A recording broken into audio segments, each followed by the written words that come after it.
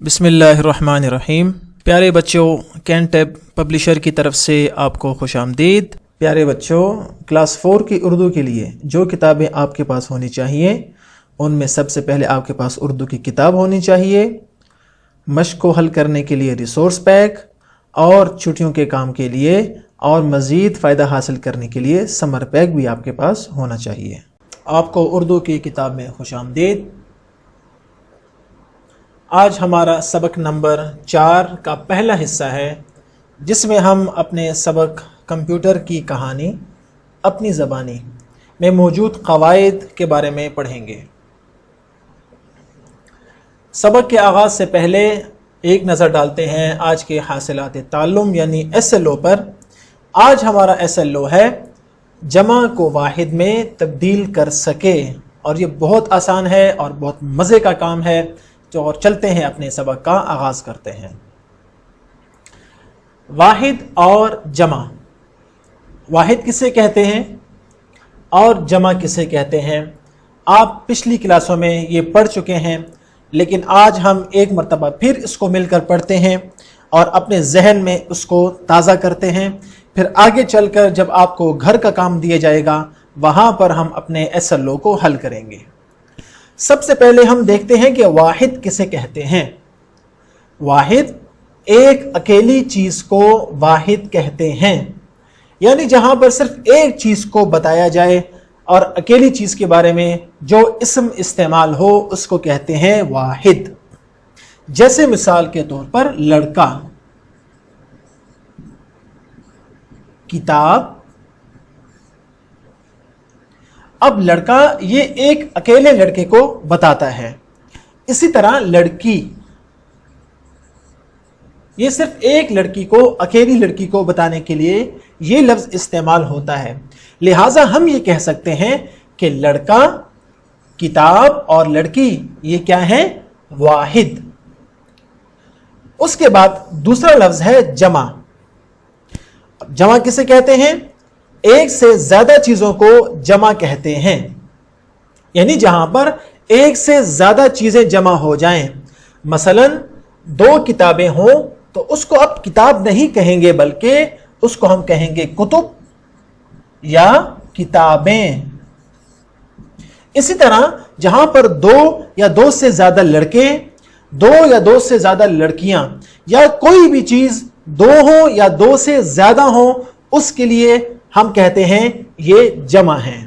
तो हमने वाहिद सीखा कि वाहिद एक अकेली चीज को वाहिद कहते हैं, और एक से ज्यादा, चाहे वो 2 हो या ज्यादा हो, उसको हम कहते हैं जमा। अब आगे चल के देखते हैं कि हमारे सामने कौन सी मिसालें दी गई हैं। हमारे सामने पहली मिसाल है किताब की, जो हम पिछली स्लाइड में पढ़ चुके हैं। किताब ये सिर्फ एक किताब के लिए आता है, इसलिए इसको कहते हैं वाहिद। और इसके सामने लिखा है नीले रंग से कुतुब, या इसको हम किताबें भी कह सकते हैं। ये क्या है, जमा। दूसरा लफ्ज है लड़का। ये वाहिद है जिसकी जमा है लड़के, जो 2 या 2 से ज्यादा लड़कों के लिए इस्तेमाल होता है। मस्जिद ये वाहिद है जो एक अकेली मस्जिद के लिए इस्तेमाल होता है, और 2 या 2 से ज्यादा जब मसाजिद होंगी उसके लिए हम लफ्ज इस्तेमाल करेंगे मसाजिद। अगर उस्ताद एक हो तो उसके लिए उस्ताद, और अगर 2 या 2 से ज्यादा हो तो उसके लिए असातिज़ा। एक फौज, एक मुल्क की फौज, और अगर फौजें ज्यादा हो तो उसके लिए लफ्ज इस्तेमाल होगा अफवाज। इसी तरह एक बिल्ली के लिए लफ्ज बिल्ली, और ज्यादा के लिए आएगा बिल्लियां। एक दरख्त के लिए आएगा शजर, जिसकी जमा आती है अशजार, यानी ज्यादा दरख्त। मेज ये एक के लिए इस्तेमाल होगा, और अगर ये 2 हो तो इसके लिए इस्तेमाल होगा मेजें। इसी तरह एक के लिए कुर्सी और जमा के लिए कुर्सियां। तो ये तमाम अल्फाज जो आपको इस लाइन में नजर आ रहे हैं, ये सब के सब वाहिद हैं। और जो इस नीले रंग में आपके सामने अल्फाज लिखे गए हैं, ये सब के सब अल्फाज जमा के हैं। और जमा की तारीफ हमने क्या बताई, जो एक से ज्यादा के लिए استعمال ہو اسے ہم کہتے ہیں جمع، اور جو ایک اکیلی چیز کے لیے استعمال ہو اسے ہم کہتے ہیں واحد. جیسے یہ تمام اسماء واحد ہیں اور یہ تمام اسماء جمع ہیں.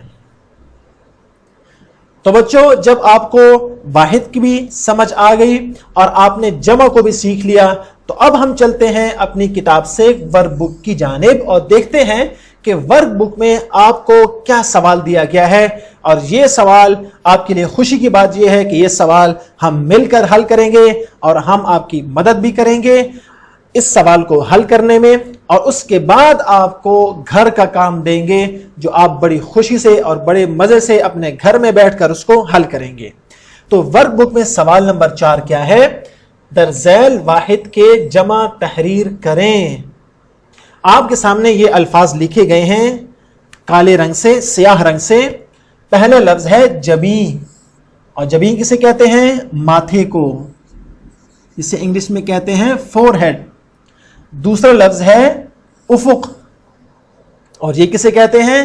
آپ جب آسمان کو دیکھتے ہیں تو آپ جب دور آسمان کو دیکھتے ہیں تو آپ کو ایسا لگتا ہے کہ کافی دور جا کر یہ آسمان زمین سے مل چکا ہے، اس جگہ کو کہتے ہیں افق. اور اس کے بعد اگلا لفظ ہے انجمن، برکت اور تجویز. یہ تمام الفاظ کیا ہیں؟ واحد. اور اس کی جمع یہاں لکھی گئی ہے آپ کے سامنے، ہم نے لکھی ہے جبینے. جبین کی جمع ہے جبینے. افق کی جمع ہے آفاق. انجمن اس کی جمع ہے انجمنے. برکت اس کی جمع ہے برکتین، اور اس کی ایک اور جمع آتی ہے برکات. اور تجویز اس کی جمع آتی ہے تجویزیں اور تجاویز. اور تجاویز یہ ہے ہمارے واحد اور ان کے سامنے ان کی جمع جو ہم نے آپ کو بتائی. اب آپ کو دیتے ہیں آپ کا گھر کا کام، اور یہ گھر کا کام آپ نے ضرور کرنا ہے. اور یہ گھر کا کام بھی آپ کے سمر پیک سے ہے جس سے ہم نے ایک سوال آپ کے سامنے حل کیا. اور گھر کا کام کیا ہے؟ وہ بہت آسان ہے. دیے گئے جملوں کو پڑھیں، یہ جو آپ کے سامنے 2 یا 3 لائنیں لکھی گئی ہیں، ان جملوں کو آپ نے پڑھنا ہے اور جمع کو واحد میں بدل کر جملہ دوبارہ لکھنا ہے.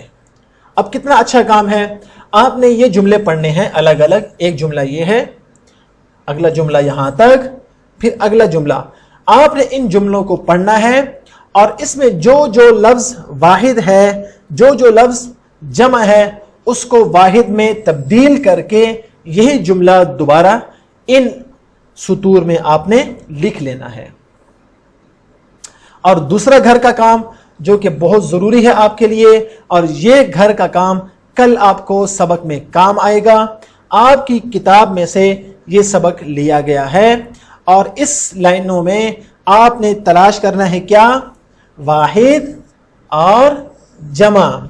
اس اقتباس کو، اس پیراگراف کو آپ نے غور سے پڑھنا ہے، اور جہاں جہاں جو لفظ آپ کو واحد نظر آئے اور جہاں جہاں جو لفظ آپ کو جمع نظر آئے، آپ نے اس کی نشاندہی کر دینی ہے تاکہ آپ کے کل کے سبق سے پہلے پہلے آپ کو اس پیراگراف میں موجود واحد اور جمع کا بخوبی علم ہو جائے. تو بچوں، یہ تھا ہمارا آج کا سبق جو کہ بہت آسان تھا اور آپ کے لیے بہت مزے کا بھی تھا، اور وہ تھا واحد اور جمع کی نشاندہی کرنا.